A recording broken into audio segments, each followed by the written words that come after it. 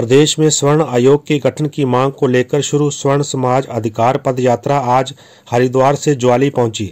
इस दौरान ज्वाली के स्वर्ण समाज के लोगों ने पद यात्रा का स्वागत किया और उन्हें हर संभव समर्थन देने का वायदा किया। इस अवसर पर देवभूमि क्षत्रिय संगठन के प्रदेशाध्यक्ष रोमित सिंह ठाकुर ने ज्वाली में एक प्रेस वार्ता के दौरान कहा कि 10 दिसंबर को प्रदेश के स्वर्ण समाज के लोग धर्मशाला के तपोवन में एकत्रित होंगे और विधानसभा का घेराव करेंगे। उन्होंने कहा कि जब तक प्रदेश की सरकार स्वर्ण आयोग गठन का ऐलान नहीं करती तब तक विधानसभा का घेराव जारी रहेगा। उन्होंने ये भी बताया कि विधानसभा में भाग लेने वाले सभी विधायकों की गंगा जल से शुद्धि भी की जाएगी। रोमित ठाकुर ने बताया कि पिछले 50 सालों से भाजपा और कांग्रेस की सरकारें सत्तासीन होती आ रही हैं, जिन्होंने हमेशा ही सवर्णों के साथ वोटों की राजनीति की, लेकिन सवर्णों के हित के लिए कुछ भी नहीं किया। उन्होंने कहा कि हर सरकार के मुखिया स्वर्ण आयोग के गठन की मांग की गई, लेकिन मांग को अनसुना किया गया। उन्होंने कहा कि मुख्यमंत्री जयराम ठाकुर ने भी स्वर्ण आयोग गठन के लिए कई बार वायदा किया, लेकिन उसके बाद कोई भी कार्रवाई नहीं की।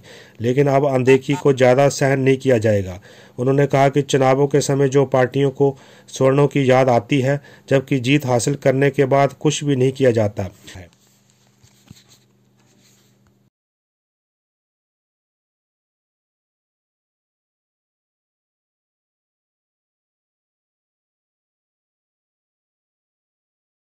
तीसरे चरण में पद यात्रा के साथ साथ रथ यात्रा का के तौर पर इस यात्रा को आगे बढ़ाते हुए आज हम लोग ज्वाली में पहुंचे।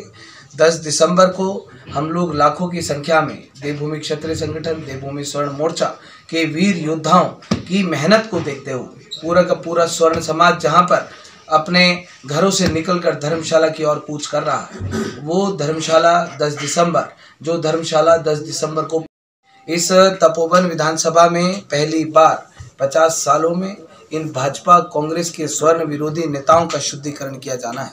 आज तक हिमाचल प्रदेश में ऐसा कभी मौका नहीं आया, क्योंकि 50 सालों से लगातार ये भाजपा कांग्रेस के लोग हमारे स्वर्ण समाज के लोगों को, परिवारों को मात्र वोट बैंक के नाम पर प्रयोग करते आए।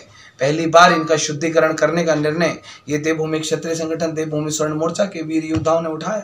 और जिस तरीके से 10 दिसंबर को हमने कहा है, क्योंकि जब पहले हम लोग 12 अप्रैल को देवभूमि क्षत्रिय संगठन, देवभूमि स्वर्ण मोर्चा और स्वर्ण मोर्चा के प्रदेश अध्यक्ष भाई मदन ठाकुर जी आमरण अनशन पे बैठे थे, हजारों की संख्या में लोग उससे भी देवभूमि क्षत्रिय संगठन, देवभूमि स्वर्ण मोर्चा की मेहनत को देखते हुए शिमला की ओर कूच किए थे। वहां पर प्रदेश सरकार ने बैरिकेडिंग करी थी। उसके बाद 15 जुलाई को हम लोग मुख्यमंत्री आवास का घेराव करने के लिए गए थे। वहां पर भी प्रदेश की पुलिस ने प्रदेश की सरकार के निर्देशों पर वहां पर हमें रोकने का प्रयास किया।